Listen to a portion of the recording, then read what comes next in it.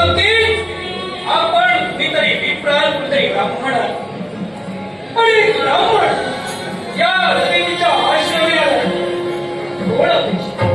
याचक करून आलोय पैशाच्याकडे जाण्याचं कार्य केलं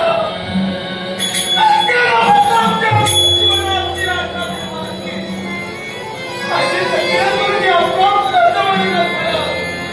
आत्मविश्वास आमच्या कुठेतरी सांगून जातोय नक्कीच आपल्या तुमच्या इच्छेची परिपूर्णता होईल कित्येक क्षत्रियांकडे जाणून आलो राजकारणाकडे गेलो इच्छा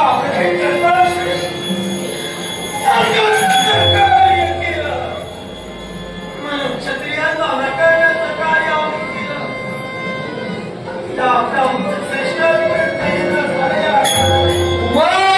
राजा शूप म्हणे क्षत्रियांचा टेंबा आमच्या समोर निर्मत होता पण आज जिवंत उदाहरण आमच्या नेत्रासमोर आहे एकाही क्षत्रियाला मदतीचा हात दिला नाही म्हणून आज एक याचक या ब्राह्मणापर्यंत आलाय आणि हा ज्या ब्रह्मतत्वाचा विजय आहे मनुष्य ब्राह्मणापर्यंत झाला होईल का आमच्या मुखातून निघणारे शब्द तुमची कोणती इच्छा असल्या इच्छा आम्ही पूर्ण करू एक ब्राह्मण मुखातील निघाले शब्द त्या प्रत्येक शब्दाला कुठेतरी सत्याची धाव दिसू लागली माझ्या तुमच्या आश्रमापर्यंत जो उद्देश मनात आला आज महारोगाला पिढी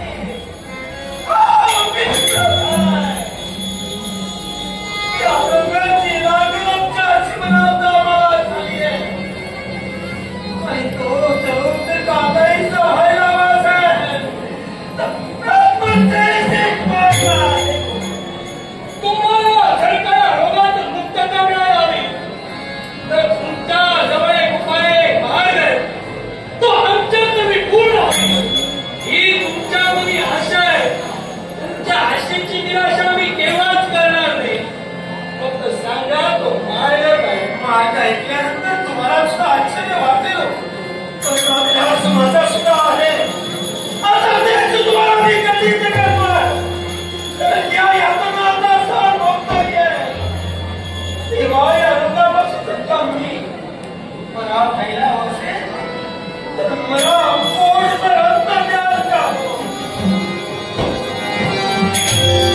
या रोगातून जर का मुक्तता मिळायला हवी असेल तर तुमचं उदाहरण होईल तेवढं तुम्हाला भोजन हवंय चला हे शिष्य हो चला कार्य एक याचक आहे पण या याचकाला देव समान मानू चला भोजनाची सिद्धता करा भोजनाची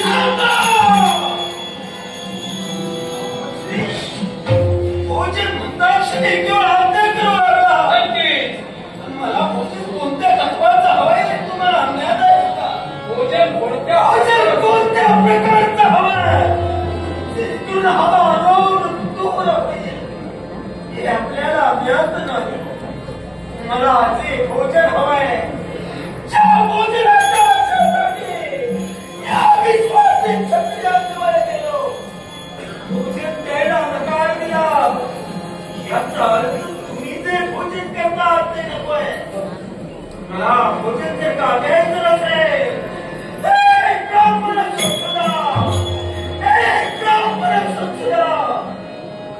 का भोजन द्यायचं नसेल तर मांसाहार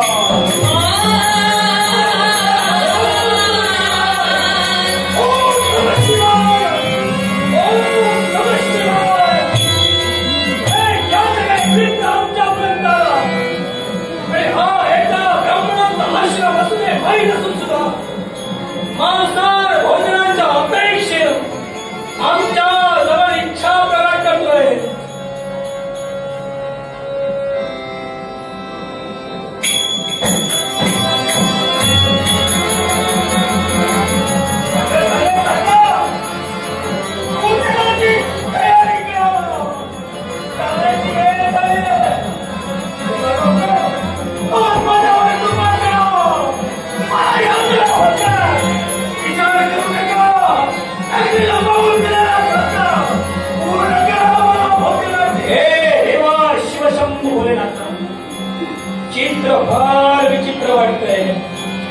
देवा आम्हाला तुझ्या आज्ञेची गरज आहे.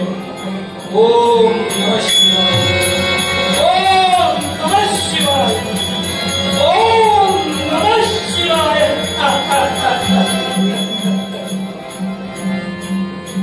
देईन ना मांसाहार भोजन तुम्हाला देईन.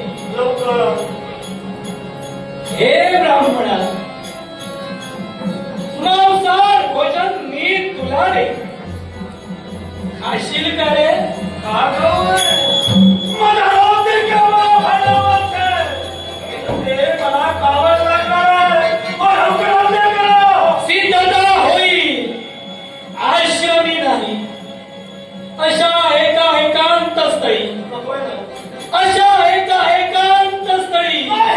पण हे ब्राह्मणा हे याचका ते भोजन तुला माझ्या समोर ग्रहण करावं लागेल. करशील का? मी भोजन ग्रहण करेन पण या तुमच्या आश्रमाच्या बाहेर नाही. मला भोजन आवडते तर मला फायदा वाटत असेल इथंच द्या. म्हणे आश्रमात जर का भोजन दिलं असेल तरच तू ग्रहण करशील. देई मी तुला आश्रमात सुद्धा मांसाहार भोजन देईन. मी ज्याप्रमाणे तुला शब्द दिला हे याचका तुझ्या चरणी सुद्धा मला शब्द हवाय भरोशाचा. ते भोजन मी दिल्या क्षणी तू ते ग्रहण करशील. सांग. तुझे शब्द आता घसरू लागले. तुझ्या बोलण्यात आता याचका तो स्वर आम्हाला दिसत नाही. बोल की नाही? हे नारायणा अरे तुला काय वाटतं? या नदीचीला तुला ओळखलं नाही की का? अरे कुणाच्या बाजूनं आणि कुणाची बाजू मांडण्यासाठी कसा या ब्राह्मणासमोर येशील. देई भोजन देई. ग्रहण करशील का? भोजन करशील का? करावंच लागेल. देई भोजन देई. ग्रहण करावं लागेल. शब्द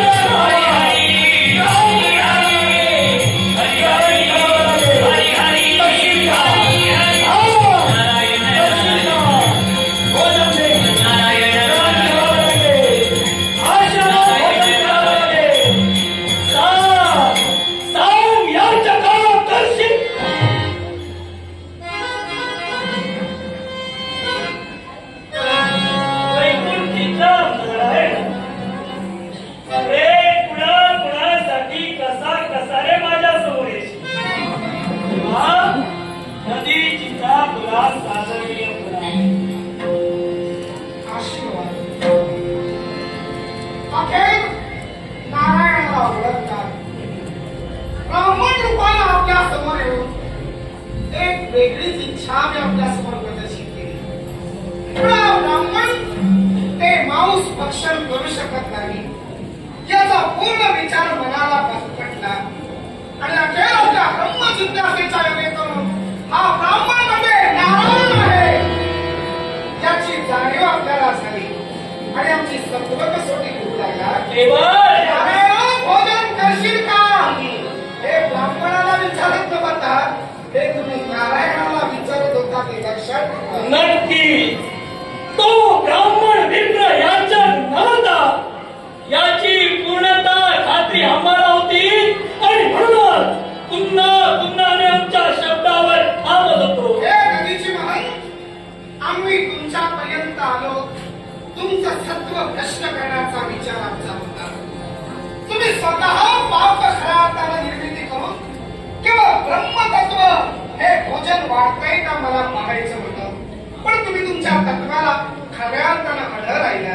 पण सांगू का आमच्या येण्यात झालं ते मुळात केवळ तुमची सत्व कसोटी घेण्यासाठी नव्हे. मग ब्रह्मपुत्र राजा या शुभाशी झालेला आपला वाद, मित्रामित्रात निर्माण झालेलं वैरत्व, तेच वैरत्व केवळ थांबविण्यासाठी आणि या मित्राची त्या मित्राशी पुन्हा हाती हात देऊन मैत्री संपादित करण्यासाठी संपते.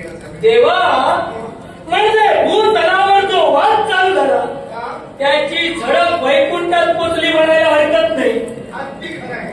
आणि म्हणून राजा शिवपुराच्या वतीनं देवा, जर का तू माझ्या समोर उभा आहेस तर तेव्हा मी जे त्याला कथन केलं किंवा मी जे त्याला वारंवार समजवित होतो, ब्राह्मण आणि क्षत्रिय या श्रेष्ठत्वाच्या वादावरूनच आमचा हा वाद विकोपाला गेला. परिणा समजाविलं या विश्वात ब्राह्मणे श्रेष्ठच आहे. मग देवा, मी जे बोललो किंवा मी जे सांगत होतो तेव्हा हे चुकीचं होतं काय? आपल्या वतीनं आपण चुकीचं म्हणत नाही. मी तर म्हणे शुभराजानं जे जे आपल्याला सांगितलं ते त्याच्या वतीनं तरी चुकीचं होतं. तुम्ही म्हणालात की किंवा ब्रह्म त्या शिवशंकरांच्या मागे लागली. नक्की. त्याच्या अगोदर ब्रह्मदेवांचं शिरकमल तोडीला गेलं ते केवळ शिवशंकरांना, आणि तीच ब्रह्मा त्या शिवशंकरांच्या मागे लागली. शिव काशीत जाऊन लपले. काशीतून बाहेर येणार तेव्हा त्याच कृत्येची समजून आम्ही काढली. आता जशी तुमच्यापर्यंत आलोय काढायला तशी ती समजून काढत असताना तिला 3.5 रक्तघट मागितला.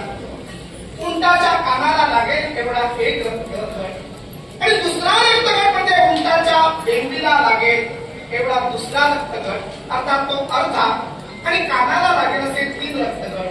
मग 3.5 रक्तघट येण्याचा शब्द जर का तुमच्या शिवशंकरांसाठी या नारायणाने दिला आणि ती कृत्या पुन्हा मागं गेली तर तुमचे शिवश्रेष्ठ ते कसे काय? देवा, तू या विश्वाच्या ठिकाणी त्या कुत्त्याला शब्द दिला आणि 3.5 रक्तघट तू तिला पुरविण्यासाठी तत्पर झाला. निश्चितच. पण देवा, या विश्वाच्या ठिकाणी विश्वगडी ज्यावेळी विस्कळीत झाली, हे देवतांच्या ध्यानी आलं आणि शिवशंभू महादेवांची गरज या विश्वाला आहेच हे ज्यावेळी प्रत्येकाला कळलं तेव्हा हे तू कृत्य केलंस. आणि मी सुद्धा अजूनही माझ्या मतावर म्हणूनच ठाम आहे की शिवशंभू भरणं विश्वाच्या ठिकाणी शिवशंकरांची गरज विश्वाला आहे म्हणून नव्हे तर रजतम सत्व या त्रय तत्वांनी कसं चालावं या विश्वात हे अधिष्ठान कसं राखावं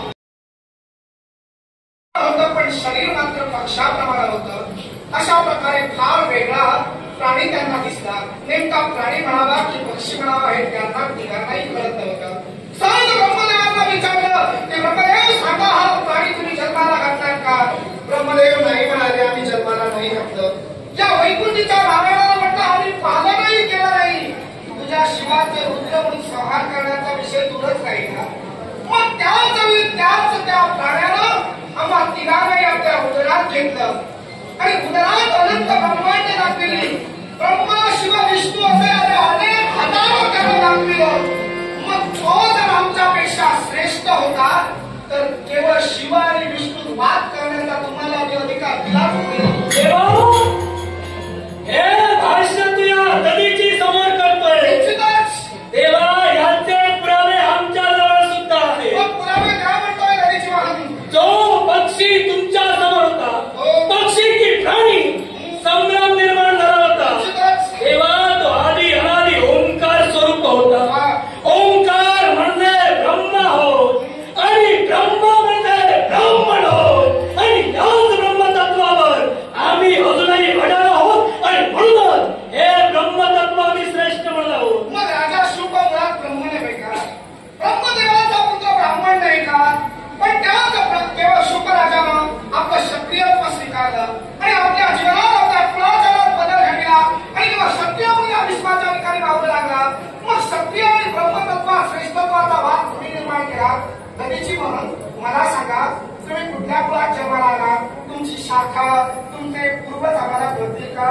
देवा, तुला ज्ञात नाही का? नाही, मला पण कळत आहे. तुला विषय कळला असेल देवा मला या गोष्टीचा विसर पडला नाही. ब्रह्मदेवांचा पुत्र भृगू, भृगूची पत्नी पुलंबा, भृगू आणि पुलंबा यांचा पुत्र चौवन, चौवन यांची पत्नी सुकन्या आणि यांचा कुसुमानंद करण्यासाठी ज्याचा जन्म झाला तो तुझ्या समोर आहे, तो हा ऋषी. भृगू महंतांचे पुत्र च्यवन आणि च्यवनाचा पुत्र म्हणजे दधीची. मग भृगू महंत माझे कोण माहिती असतील? भृगू महंत नात्याने तुमचे सासरे. मग आम्ही जाणार आहोत. मग जर भृगू महंतांची कन्या म्हणजे लक्ष्मी, नमोस्तु देव ही भृगुनंदनाय, नमस्तु विष्णू विलासिस्थिताय, नमस्तु लक्ष्मी कमलालयाय, नमस्तु नारायण वल्लभाय. भृगू महंतांची कन्या लक्ष्मी ही माझी पत्नी. मग शुक्राचार्य माझा कोणी नक्कीच माहित असेल. नक्कीच. देवा शुक्राचार्य हा तुझा मेवण आहे. अवजड दुःख नाही. या नारायणासाठी अवजड दुःख आहे आणि त्याच शुक्राचार्याला म्हणजे त्या शुकाला ज्यानं खऱ्या अर्थानं पाठिंबा दिला ते तुमचे शिव, ते त्यापेक्षाही माझं दुःख नाही. देवा कारण शुक्राचार्यानं केलेलं कपट केवळ देवतांचा गुरु कोण हा विचार ठरला गेला. तेव्हा स्पर्धा लागली गेली. जो प्रथमतः देव दरबारी पोहोचेल या त्या ज्ञानाचं प्रदर्शन करेल तो देवतांचा गुरु ठरेल. तेव्हा प्रथमतः पोहोचले बृहस्पती महंत. बृहस्पती महंताला त्या ज्ञानाचं विवरण केलं आणि त्यांना गुरुपद मिळालं. पण आपण स्पर्धेत उशिरा पोहोचलो, आपण टिकू शकलो नाही. हा राग केवळ आला तो शुक्राचार्याला. आणि त्या शुक्राचार्यानं दानवांना पाठवा देण्याचा विचार केला. दानवांसाठी तो उभा राहिला. पण केवळ संजीवनी मंत्र त्याला कोणी दिला असेल तर तुमच्या शिवाय हात टाकू नका, ते चुकीचं केलं. शाबासकी आपली आपल्याला घेऊ नका. कारण त्या शिवाने संजीवनी मंत्र दिला म्हणून केवळ या नारायणाला केवळ या पृथ्वीवर दाह सहन करावा लागतोय, पृथ्वीवर भोग भोगावे लागतात ते शिवशक्तीमुळे. आणि म्हणून शिवाला सुद्धा मी खऱ्या अर्थानं कमी मानू लागतोय. देवा शिव तत्व तू सुद्धा कमी मानतोय. म्हणे शुक्राला आम्ही संजीवनी दिली म्हणजे शिवाशंभू भोलेनाथांनी दिली. मग देवा म्हणा सांग, अरे विश्वाच्या ठिकाणी क्षत्रियाच्या वतीनं तू आहेस आणि राजा शुभच्या बाजूनं तू माझ्याशी भांडणाचा कर्तव्य करतोय. मग ज्या माझ्या पितृदेवतेनं म्हणते चौवन भार्गव मानत हे ज्यावेळी ध्यान धारणेसाठी बसते त्यांच्या अवतीभोवती एक वारुळ निर्माण झालं आणि त्यावेळी क्षत्रिय राजकर्ता राजा शर्यती याची कन्या सुकन्या ही तिथपर्यंत आली आणि त्या वारुळात चमकणारी एखादी गोष्ट दिसते म्हणून सहज तिनं काट्याच्या चमकणाऱ्या वस्तू घातल्या. त्या म्हणजे आमच्या पितृदेवतेच्या नेत्रात घातल्या आणि आमच्या पितृदेवतेचे नेत्र फोडिले. मग ज्या क्षत्रियाला आणि ज्या क्षत्रिय कन्येला एका ब्राह्मणाची योग्यता कळत नाही त्या क्षत्रियांच्या वतीनं तेव्हा ब्राह्मणाची भांडण्यासाठी आला. वा वा शाबास. अगदी सुकन्या शर्यती राजांची कन्या हिने आपल्या पित्याला उपद्रेक दिला. किंवा वारुळात ध्यानस्थ असताना काहीतरी चमकते म्हणून दोन काठ्या त्यांच्या नेत्रात उपसल्या. त्यांना अगदी म्हणजे त्यांना खूप भयंकर जन्मा झाल्या आणि यामुळे केव्हा तुमच्या मनाला वाईट वाटतं की सुकन्या तुमची कोण? सुकन्या आमची मातृदेवता. शाबास. म्हणजे त्याच क्षत्रियाची कन्या सुकन्या तुमची आई. मग तुमचे पिता ब्रह्म म्हणजे ब्राह्मण आणि माता क्षत्रिय. मग तुमचं बरं चाललंय. व्यक्तीची जन्माला आला मग क्षत्रिय श्रेष्ठ आणि ब्राह्मण श्रेष्ठ वाद कसा? कारण देवा त्याला प्रत्येक पुत्राला आपल्या पित्याचं कुळ लागलं जातं आणि आमची पितृदेवता ही ब्राह्मण कुळाच्या जन्माला आली आणि म्हणून आम्ही ब्राह्मण श्रेष्ठ. या विश्वाच्या ठिकाणी जेव्हा पित्याचं कुळ सांगितलं जातं निश्चितच योग्य आहे.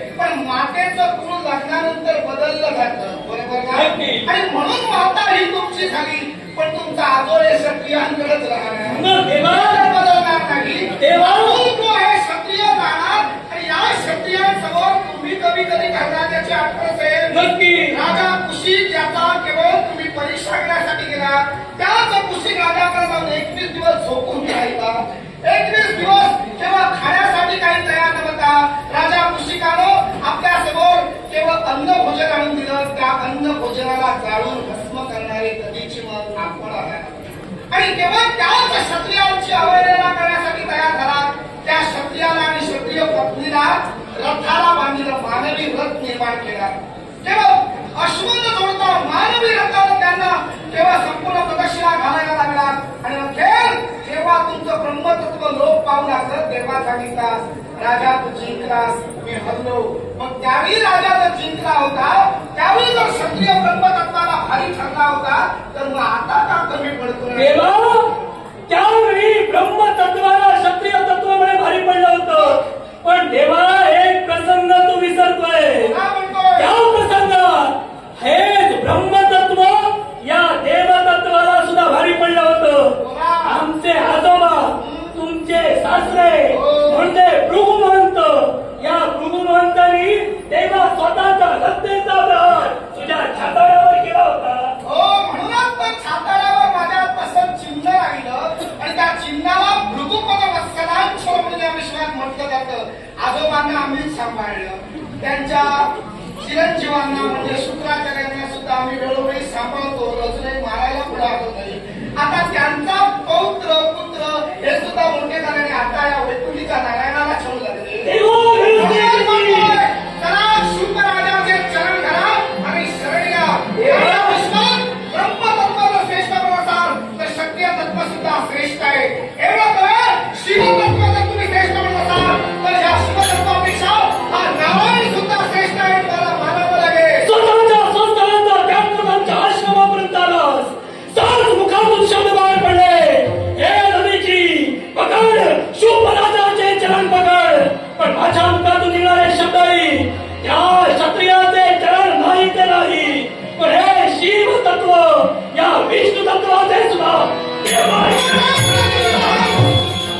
माझ्या भक्ताला जर का शुभराजाला न्याय मिळाला असेल तर तो माझ्या पिताला कळत नाही आणि या पिताचा कळत मी कधीही सहन करणार नाही. आणि जर का ऐकला असा तर माझाही नाईलाज होईल. आता हे जर का रुद्र असाल तर तो रुद्राचा अंश सुद्धा नारायण आहे. तेव्हा त्याच संहाराचं रुद्राला खावं लागेल. तेव्हा विश्वाच्या ठिकाणी शिव तत्व